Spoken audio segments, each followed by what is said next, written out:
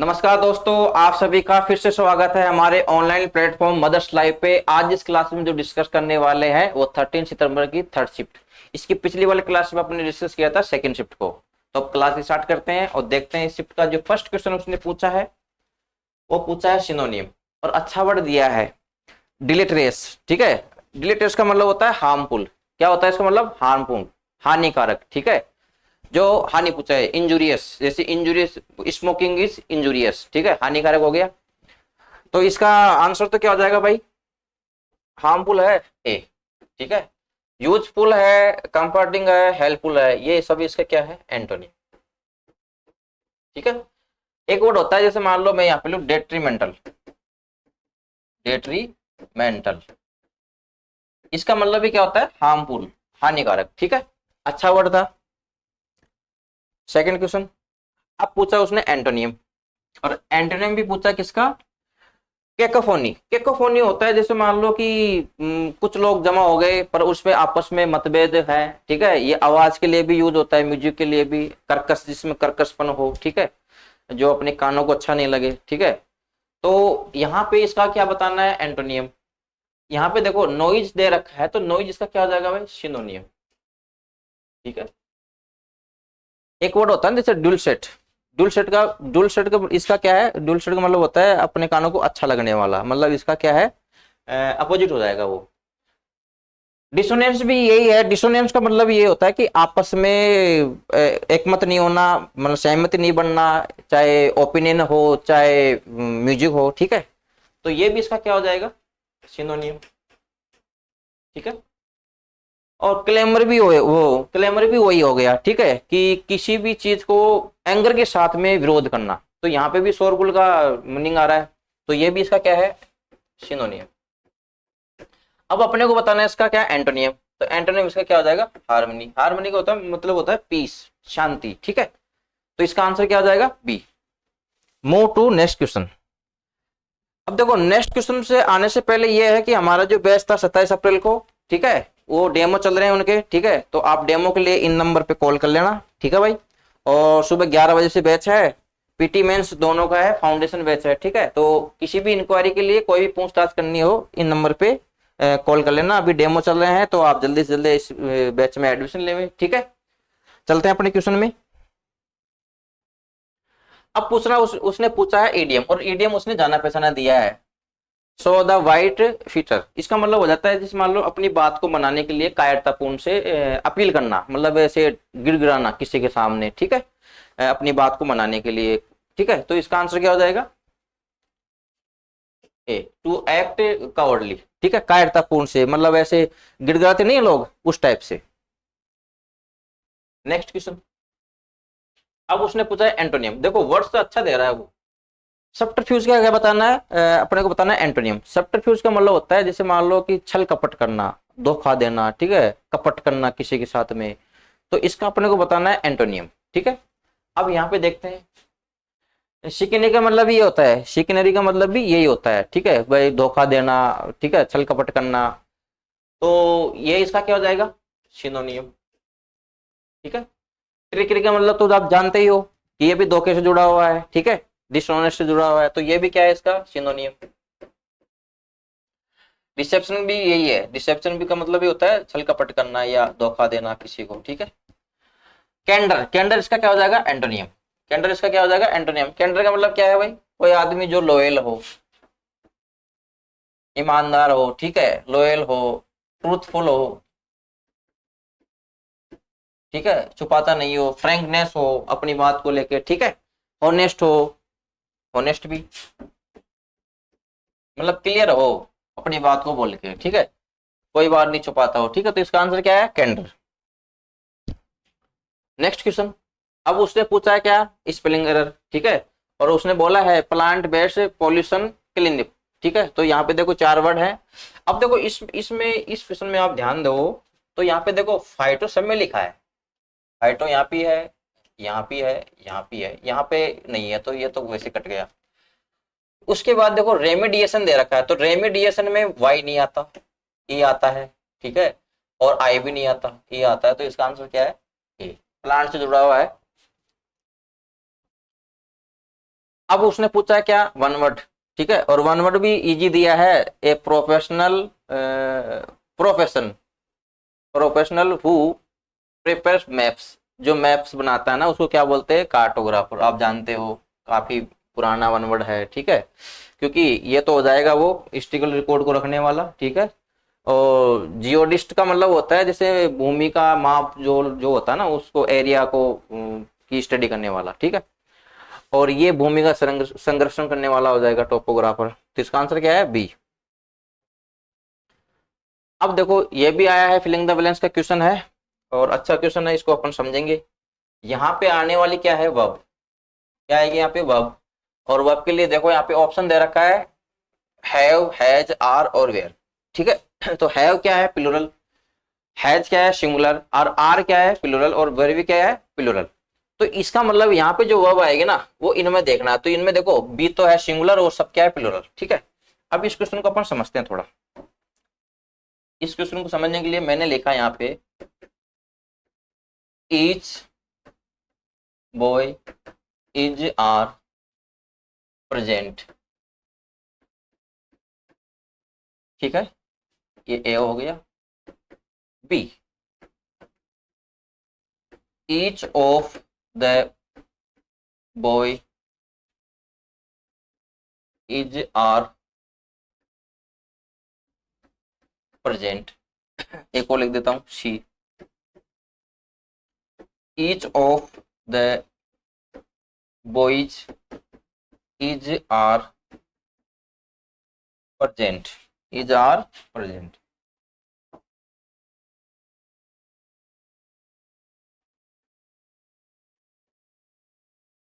ठीक है, अब देखो यहाँ पे ये है हो गई वर्ब, ये क्या है वर्ब, यहाँ पे भी ये भी क्या है वर्ब हो गई, ठीक है।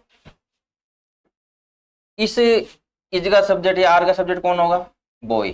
बॉय यहाँ पे क्या है, नाउन, जो क्या काम कर रहा है, सब्जेक्ट का। यहाँ पे इज क्या है भाई, डिटर्मिनर, ओ इज क्या हो गया, डिटर्मिनर, ठीक है।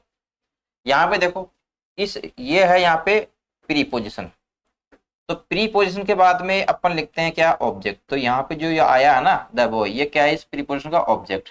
तो ये ऑब्जेक्ट है तो ये भी क्या हो जाएगा भाई, ऑब्जेक्ट, क्लियर। अब यहाँ पे जो वर्ब आए ना उसका सब्जेक्ट कौन बनेगा, ईच। यहाँ पे भी कौन बन जाएगा, ईच, क्योंकि ऑब्जेक्ट तो कभी सब्जेक्ट बनेगा नहीं, तो इसका सब्जेक्ट कौन है, ईच। अब इसमें समझने वाली बात यह है कि यहाँ पे देखो ईच है डिटर्मिनर, लेकिन यहाँ पे डिटर्मिनर नहीं है, यहाँ पे ये है प्रोनाउन, ये क्या है, प्रोनाउन, और ये भी क्या है भाई, प्रोनाउन, ठीक है। तो इसका मतलब ये हुआ, इसका मतलब ये हुआ कि जैसे मान लो मैं यहाँ पे लिखूं ईच आइदर और नाइदर, अगर इनके साथ अपन लिखते हैं क्या, नाउन, इनके साथ अपन क्या लिखते हैं, नाउन, तो ये बनते हैं क्या भाई, डिटर्मिनर, ठीक है। और अपन अगर ऐसा लिखे each of either of neither of, ठीक है, तब उस केस में ये बन जाते हैं प्रोनाउन, क्योंकि ये सब्जेक्ट बनेंगे ना, क्योंकि प्रोनाउन का काम क्या है, सेंटेंस में सब्जेक्ट ऑब्जेक्ट बनना, ठीक है। तो ये क्या बन जाएंगे, प्रोनाउन।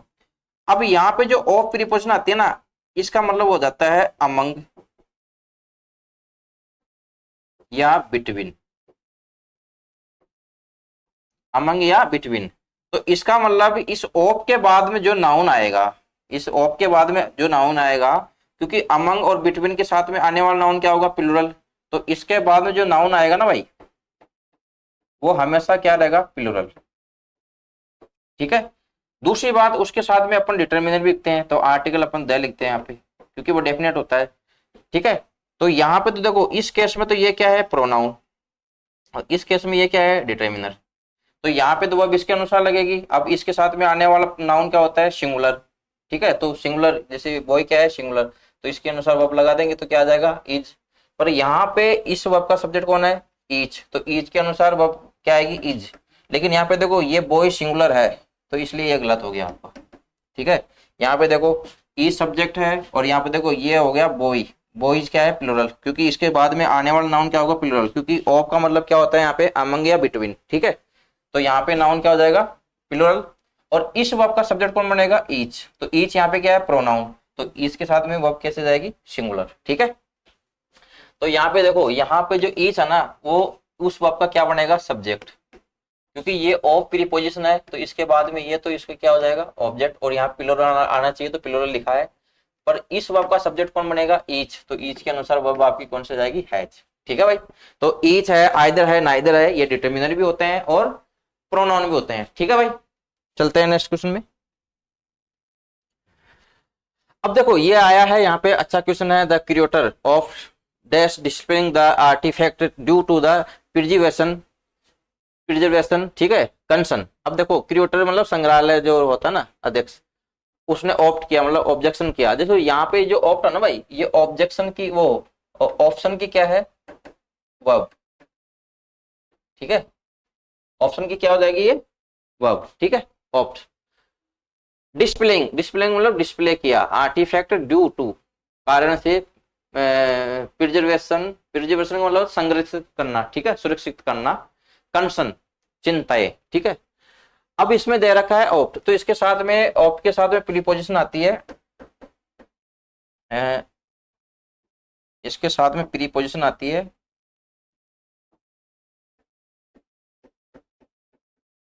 ये वर्ब है यहाँ पे, ठीक है। फॉर भी आती है और अगेंस्ट भी आती है। फॉर कब आती है जब चुनाव करना हो, ठीक है, और अगेंस्ट जब चुनाव नहीं करना हो, ठीक है। तो यहाँ पे देखो कंसर्न की बात हो रही है मतलब चिंता है, तो वो क्रिएटर जो है ना डिस्प्ले नहीं करेगा, तो यहाँ पे बात करें अपन चुनाव नहीं करना, तो इसका मतलब इसका आंसर क्या है ए, कि वो डिस्प्ले करने से क्या था अगेंस्ट में था, ठीक है, क्योंकि उसको चिंता थी, ठीक है। चलते हैं नेक्स्ट क्वेश्चन में। नेक्स्ट क्वेश्चन देखो ये क्वेश्चन आया है, ये भी फिल इन द ब्लैंक्स का क्वेश्चन है और इसको अपन समझते हैं।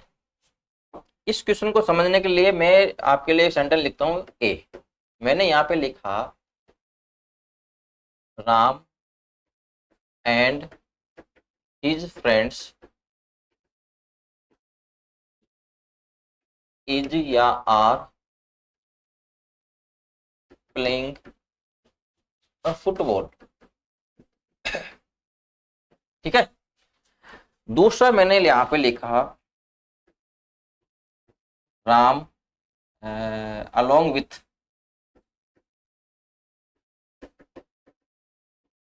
हिज फ्रेंड्स, ठीक है, इज आर प्लेइंग फुटबॉल, ठीक है। सी यहाँ पे मैंने लिखा not only Ram but also his friends is are playing football, ठीक है। अब देखो यहाँ पे अपन ने जो लिखा ना वो दो कंपाउंड सब्जेक्ट को अपन ने लिख दिया, जैसे एक तो ये हो गया एक ये हो गया। यहाँ पे भी राम है हिज फ्रेंड्स भी है, यहाँ पे देखो राम और हिज फ्रेंड्स, पर इनमें डिफरेंस है वो डिफरेंस क्या है जैसे मान लो अपन जब भी कंपाउंड सब्जेक्ट लिखते हैं, ठीक है, तो उसको लिखने का तरीका क्या क्या है। जैसे मान लो एक तरीका तो ये होगा कि अपन एंड से कनेक्ट कर देते हैं, जैसे मान लो सब्जेक्ट वन को एंड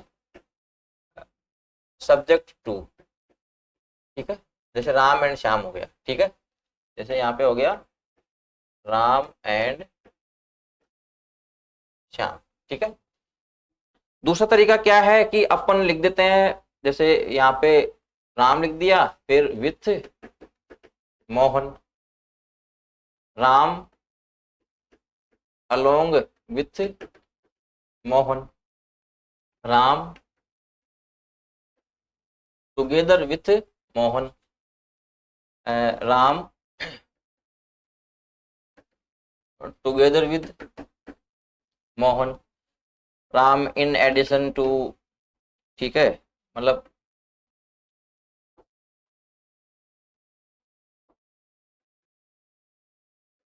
टुगेदर विथ मोहन, ठीक है।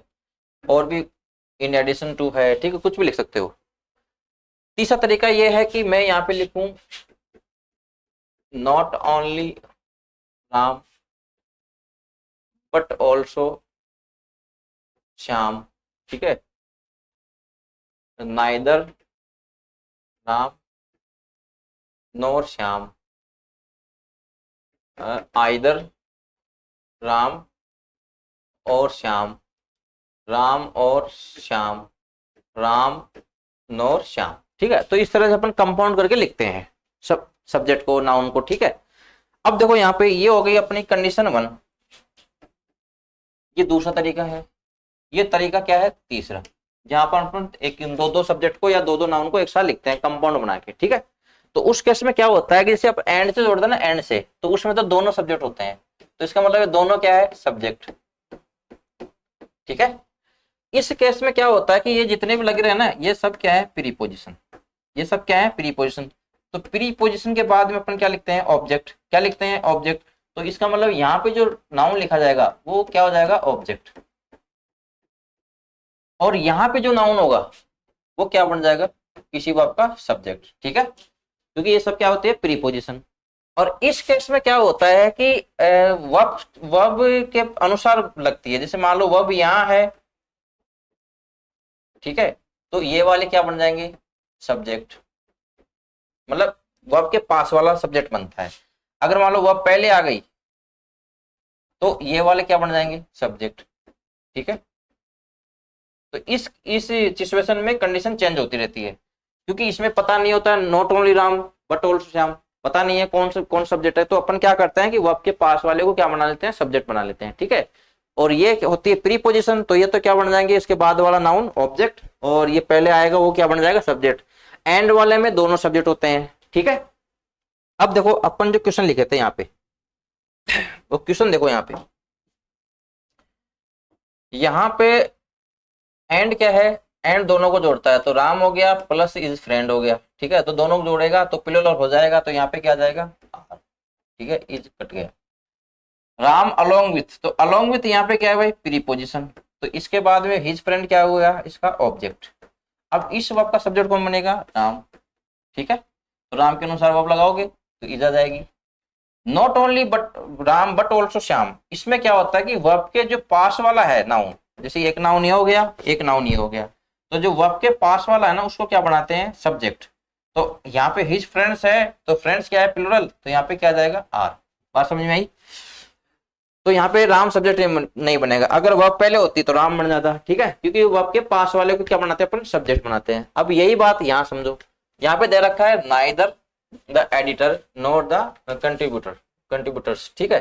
तो यहाँ पे जो वर्ब आएगी इसका सब्जेक्ट कौन बनेगा, वर्ब के पास वाला, ठीक है, क्योंकि नाइदर के बाद वाला नहीं बनेगा, वर्ब के पास वाला बनेगा। तो इसके अनुसार वो प्लूरल है, तो यहाँ पे देखो 4 ऑप्शन है और एक में क्या है, प्लूरल, तो आंसर क्या है, बी, ठीक है भाई।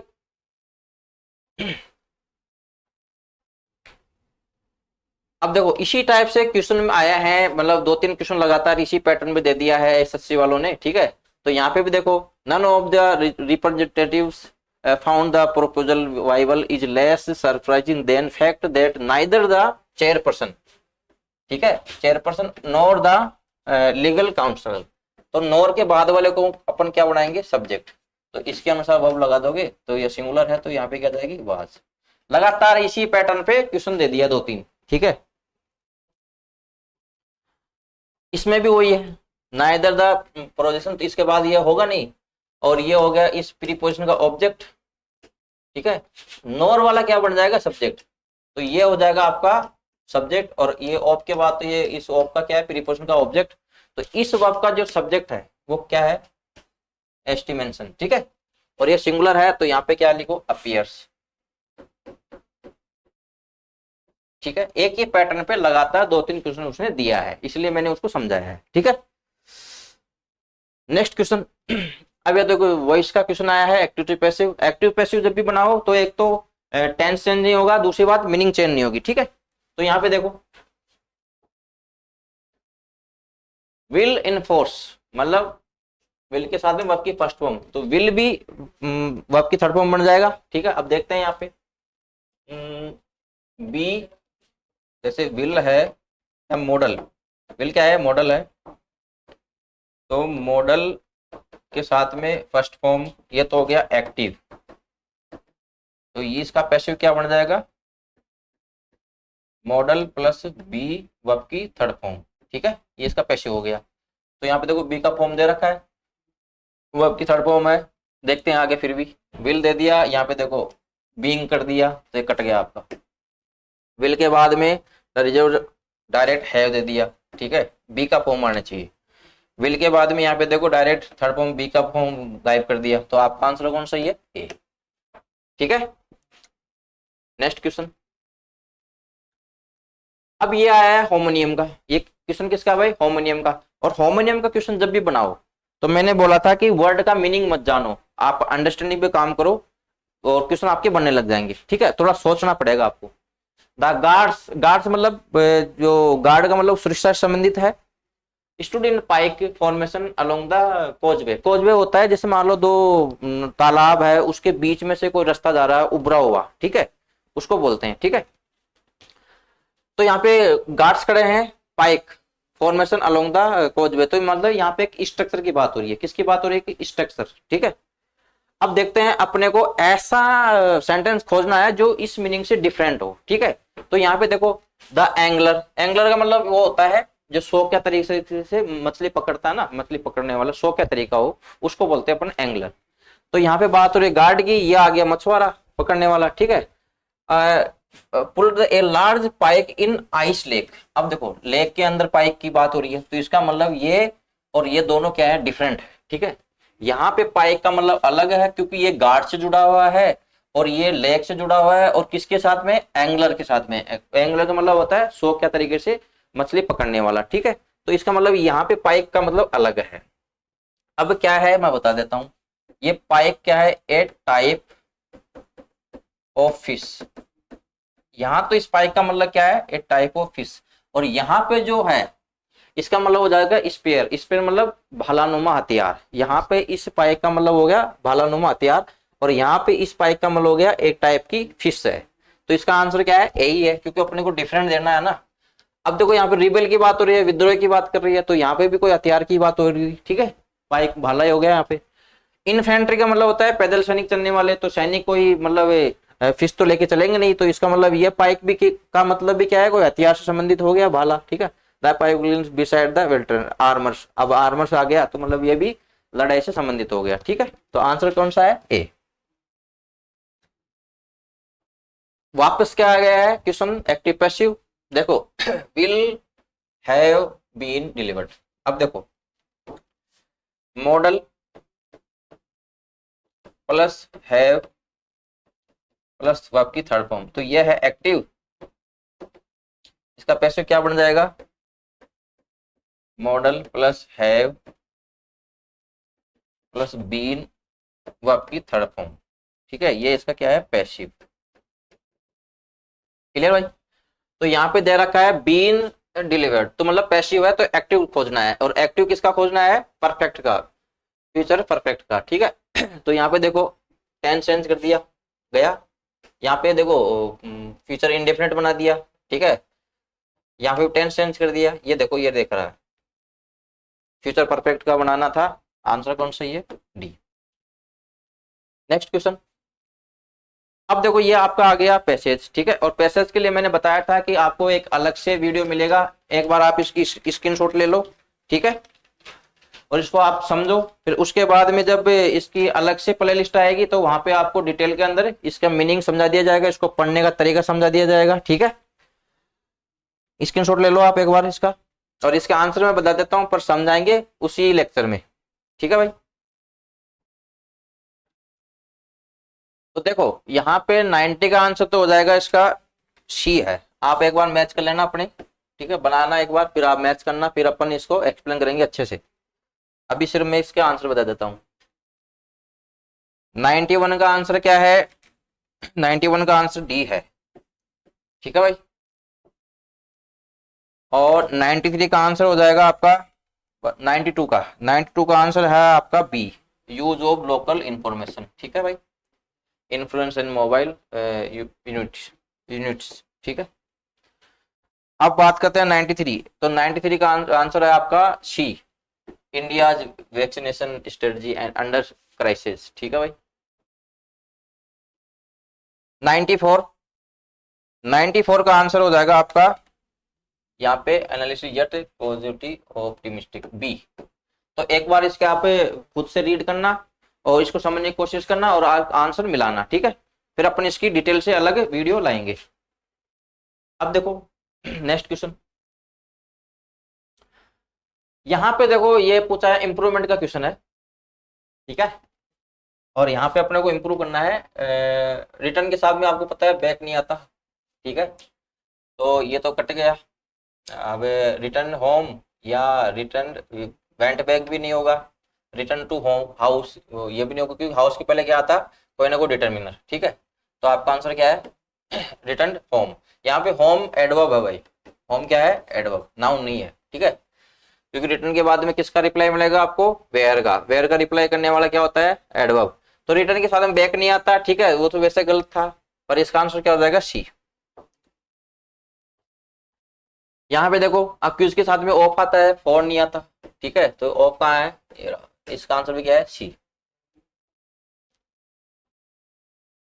अब देखो ये किसका क्वेश्चन है, ये है आपका option choose the one select the passive convey the sentence in direct indirect का क्वेश्चन है। How long have you been waiting. ठीक है, अब इसको डायरेक्ट है इनडायरेक्ट बनाना है, तो आपको पता है इनडायरेक्ट में असर्टिव फॉर्म आती है, इंट्रोगेटिव होती है। तो ठीक है, तो यहाँ पे इंट्रोगेटिव तो आएगा नहीं। ठीक है, असर्टिव में क्या होता है, सब्जेक्ट आता है फिर वर्ब आती है। तो यहाँ तक तो सही है answer, how long had I. देखो ऑक्सिलरी पहले लिख दिया, सब्जेक्ट बाद में लिख दिया, तो ये इंट्रोगेटिव बना दिया, गलत हो गया। ठीक है, हाउ लॉन्ग, यहाँ पे देखो टेंस ही वो सेम रख दिया, तो ये भी गलत हो गया। यहाँ पे देखो he asked how long I had been waiting, क्योंकि हैव बीन का क्या बन जाएगा हैड बीन। ठीक है, तो आंसर क्या है आपका डी। फिर से वो ये, और ये तो इजी था, इनडायरेक्ट है डायरेक्ट बनाना है, वर्ब इंप्रूव दे रखा है तो प्रेजेंट कंटिन्यूस बन जाएगा। तो प्रेजेंट कंटिन्यूस यहीं दे रखा है, ये पास्ट है, ये इसको इंडेफिनिट बना दिया, ये देखो पास्ट परफेक्ट बना दिया। क्योंकि वो इनडायरेक्ट है, अपने को डायरेक्ट देखना था, डायरेक्ट में प्रेजेंट कंटिन्यूस होगा ना तभी उसका क्या बनेगा पास्ट कंटिन्यूस। तो आंसर क्या है इसका ए। ये पैराजंबल का क्वेश्चन है भाई। ठीक है, और पैराजंबल ज्यादा टफ नहीं पूछा है, इजी इजी पूछा है। ठीक है, तो इसमें अपन देखते हैं। अब देखो आपको सबको पता है कि इसमें जो फर्स्ट सेंटेंस है ना, वो इस पैराजंबल का फर्स्ट सेंटेंस नहीं बनेगा, क्योंकि इट आया है तो इट के पहले कोई ना कोई अपने को नाउन चाहिए, किसके बारे में बात हो रही है। ठीक है, क्योंकि इट यहाँ पे क्या है प्रोनाउन है, तो इसका मतलब आपका दूसरा नंबर गया। 3 नंबर भी आपका फर्स्ट सेंटेंस नहीं होगा, क्योंकि यहाँ पे देखो दिस लिखा है, दिस लिखने से पहले इसके पहले कोई ना कोई अपने को सेंटेंस बताना पड़ेगा, तो यहाँ पे 3 नंबर भी कट गया। 4 नंबर देखते हैं, the finding of this investigation. अब दिस आया है तो दिस किसके लिए आया है, तो इसका मतलब 4 नंबर भी आपका फर्स्ट सेंटेंस नहीं होगा, तो ये भी कट गया आपका। तो आंसर क्या है आपका A. Research is foundation pillar of academic and scientific progress. ठीक है, ये आपका फर्स्ट क्वेश्चन फर्स्ट सेंटेंस हो गया, फर्स्ट क्या जाएगा। अब ये progress, it is a process that involves the systematic and objective investigation of subject to deliver new facts to confirm existing ones। ठीक है, तो 2 के बाद में 1 आएगा, 2 आपका क्या है फर्स्ट सेंटेंस, इजी था ये। इसके बाद देखो ये भी इजी है, यहाँ पे देखो दिस दे रखा है, तो इसका मतलब आपका थर्ड तो इसमें दिया नहीं खैर, ठीक है, पर ये आपका फर्स्ट सेंटेंस नहीं होता। The most pleasant of these, अब यहाँ पे देखो दीज दे दिया, तो दीज के पहले कोई ना कोई नाउन आएगा। ठीक है, तो इसका मतलब आपका फर्स्ट जो है ना वो आपका फर्स्ट सेंटेंस नहीं हो सकता। दूसरी बात यहाँ पे देखते हैं इट फंक्शन, अब इट आया है तो इट किस लिए आया है, ये भी नहीं है, तो इसका मतलब 4 नंबर आपका फर्स्ट क्वेश्चन वो फर्स्ट सेंटेंस नहीं होगा। अब आपके पास में 2 बच गया, तो इसका मतलब 2 क्या है आपका फर्स्ट सेंटेंस।